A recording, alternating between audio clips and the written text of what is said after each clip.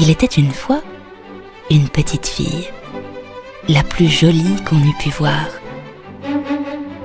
Sa mère en était folle et sa grand-mère plus folle encore. Elle lui avait fait faire un petit manteau rouge orné d'un capuchon qui lui allait si bien que partout on l'appelait le petit chaperon rouge. Un jour, sa mère prépara des galettes et lui dit « Va voir comment se porte ta grand-mère, car on m'a dit qu'elle était malade.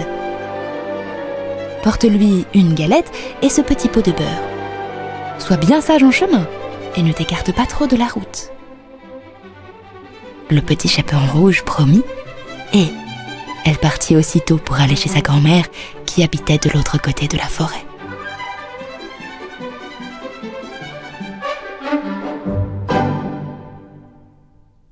En chemin, elle rencontra le loup, qui la trouva très appétissante. « Quelle jolie petite fille !» se dit le loup. « Comme j'aimerais la croquer pour mon déjeuner !» Et prenant sa voix la plus mielleuse, il lui demanda où elle allait. La petite fille, qui ne savait pas qu'il était très dangereux de s'arrêter pour écouter un loup, lui dit « Je vais voir ma mère grand et lui porter une galette avec un petit pot de beurre. »« Oh, oh, oh, comme c'est gentil !» dit le loup en s'efforçant de paraître aimable. « Habite-t-elle bien loin d'ici ?»« Oh oui !» dit le petit chaperon rouge. « C'est à côté du moulin, celui que vous voyez tout là-bas. »« Mais, petit chaperon rouge, pourquoi n'apporterais-tu pas un bouquet de fleurs à ta grand-mère ? Cela lui ferait très plaisir. Regarde les jolies fleurs qui ont poussé là-bas. »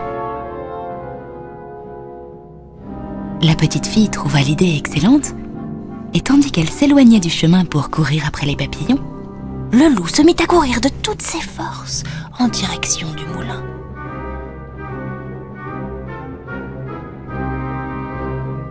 Arrivé devant la maison de la grand-mère, il frappa à la porte. « Qui est là ? » « C'est le petit chaperon rouge, » dit le loup en s'efforçant de prendre une petite voix. « Je vous apporte une galette et un petit pot de beurre. »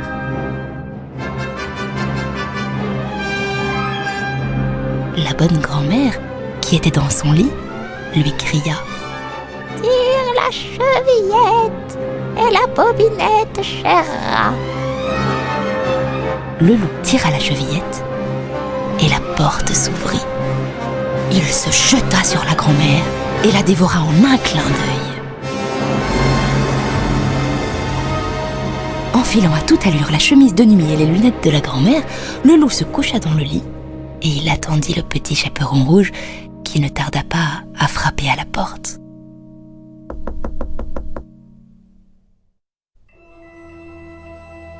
« Qui est là ?»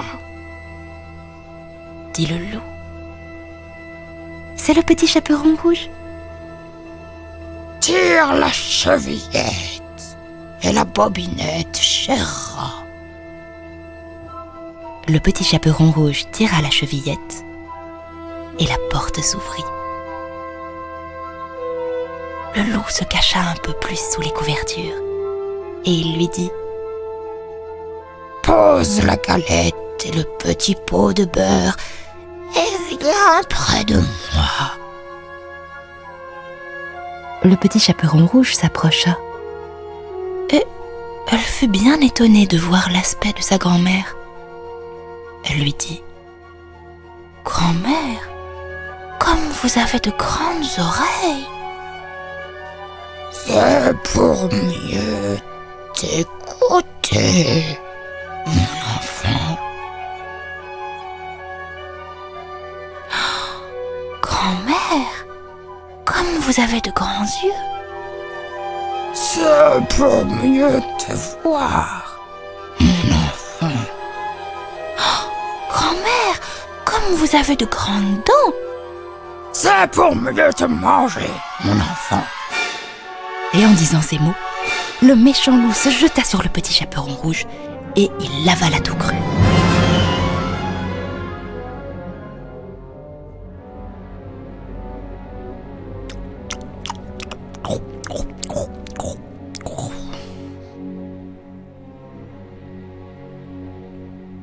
Enfin repu, le loup se décida à s'accorder une petite sieste.